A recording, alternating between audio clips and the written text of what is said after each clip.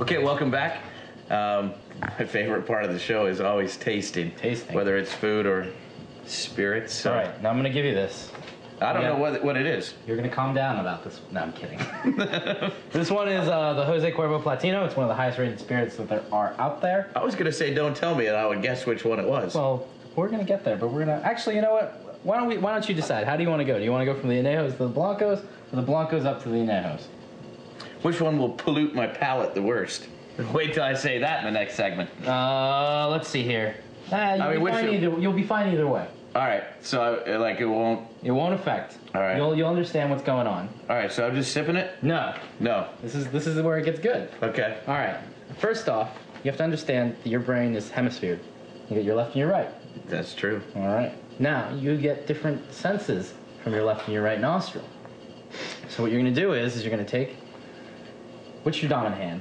Right. Your right side. You're going to take your right side, you're going to lean to your right just a little bit, dip into it, and you're going to sniff the tequila just from the right side. And what you're going to smell is the alcohol. It's like young Frankenstein, walk this way. Walk this way. I mean, Simon says, smell the tequila with just your right nostril, and you're going to get that real alcohol smell. Yeah. Real sharp. True. Okay? True. You're going to lean to your left. Okay. Do the same thing. Smell from your left nostril. You don't smell that alcohol anymore. Wow. What you smell is the fruits, the flavors. That's true. And the aging of the agave. Or not the aging, but, just the way it was handled. And he's right when he's right. He's fascinated by the fact that... I didn't know you could do that. What do you... pinch it off the side or something? You're basically only using one half of your brain, so... Well, I can do that just normal, though. Well, okay. People have said I use less than half, just standing here. So you want to appreciate both flavors, or both senses, basically, on each side. So then the way you sip tequila is you stand straight, you sniff it with both nostrils at one time, hold it in, take a sip, wash it around your mouth for about 8 seconds, swallow and exhale. All right. And you will... There's over 300 different flavors in tequila. And you're going to taste them 300 flavors. Yeah, they register about 300 flavors. Okay.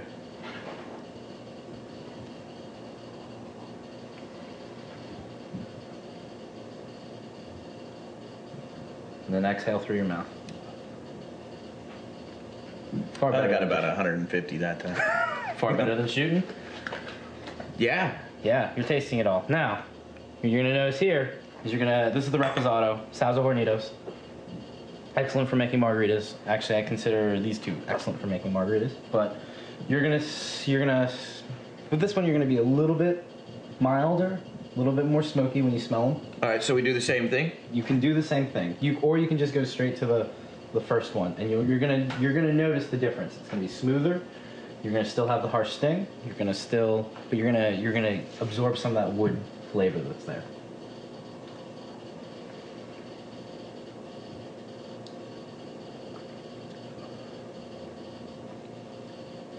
True. Different, a little earthier. Yep. A little earthier. Lastly, we got the Don Julio Anejo. It's what's considered a sipping tequila.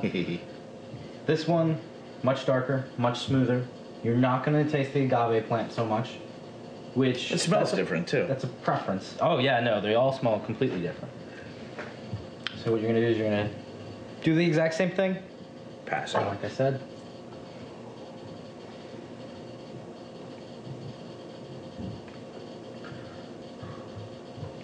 Totally different. Totally different. That's more like a whiskey. Yep, and that's what they were trying to compete with. Whiskeys and scotches and other kinds of blends. So there you go. That's how you properly do tequila. All right, margarita time. We're gonna make what is called the Baja Border at my restaurant. Get this out of my way. Now, do you teach all your bartenders how to do this stuff? Do they know everything about the tequila like you do? No, I have to teach them all. They don't know everything that they think they should know. Anyways, we're gonna use triple sec for it, which is pretty standard. It's an orange liqueur. How many proof is this? This is only 30 proof, but we'll get into that in a second.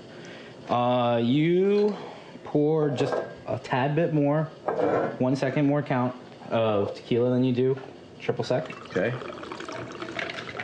All right. After that, you have our sour mix. I have pre-made here. And then what we lastly do is just a little bit of orange juice. Rounds out the flavors. Here's my last tin. That's pretty much it for your recipe. It's very hard to screw up a margarita. Yeah, I can do it. Very hard to screw it up. I can do it. I say that, I know. Somebody can screw it up. You want to shake your margarita, and we're going to serve it in an up glass. So we're going to do this up instead of on the rocks. Mm-hmm.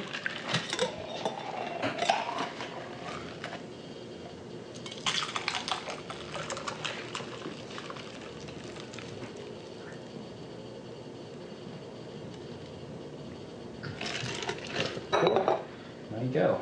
Perfect. That is the Baja Border. That's the Baja Border. Yes. We call it that just because... Just because that's one of our signature margaritas. We have 8 different ones. Right. Using 5 different tequilas. And so yeah, you should come out and try one of them. We have a raspberry one called the Fantastico Patron. We have a vanilla margarita using Navon liqueur. We have the Sambrusa Azul, which is the blue margarita. That's a good margarita. I mean, your There you palate go. is totally different. Thank you. You have that one back. Oh, thanks. I'll keep this one. Okay. You can taste it if you want, but I'd pass and make your own. I know what my margaritas taste like. I've had plenty. Have you? Well, are we going to do another kind of margarita? I absolutely can do another kind of margarita for you. Would you like to try the Reposado or the Añejo? I think the Reposado would probably be best. Here we go. Same ratios.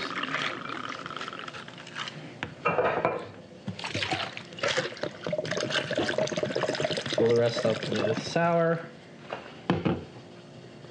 Splash of OJ. It's a very little splash, too. That's all you need. I wasn't paying attention before. I didn't realize how little you put in. You don't need I'm much. thinking I'm getting it, but I guess it's all the sour and just the booze. Mm-hmm. Because we've made like 4 margaritas off a tiny little cup. Yes, my ramekin was not heavily used.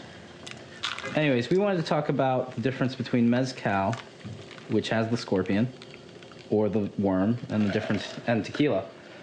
Yeah, well, hold that thought. Cool. We'll take a quick break, pay for the show, come back, and you can join me for one, Absolutely. and we'll talk the final bit of your education. So stay with us. We'll be right back.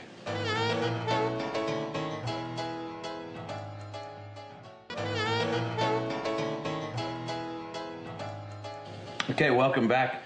Hope you've enjoyed the educational variety of the programming today. I know I have. This is, I have to say, my favorite out of what we've done so far. The one with the Sazahornitos and the Grand Marnier. It's good tequila. Cheers. Cheers.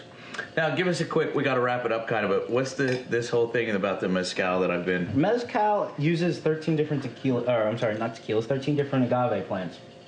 There's over 100 different types of species. Tequila is limited to just the Blue Weber agave. Mezcal uses 13 different. It's a much more complex spirit. It's mostly aged.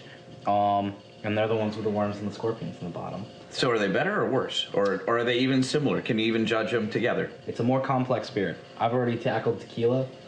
I'm currently And it's not tackling even, Scotch. it's not called, mezcal's not tequila? No, it is not. Oh, that's a whole nother show. We gotta, you've been doing that to me all day. All right, so I don't know how to drink tequila. I don't know anything about tequila, and I just found out that tequila I was drinking isn't even tequila. Hey, but you can drink margaritas, so you're good. And I do. Cheers. Thanks for watching. Don't forget to go to the websites, MexicanPost.com, www.celebritykitchens.com. Have a great day.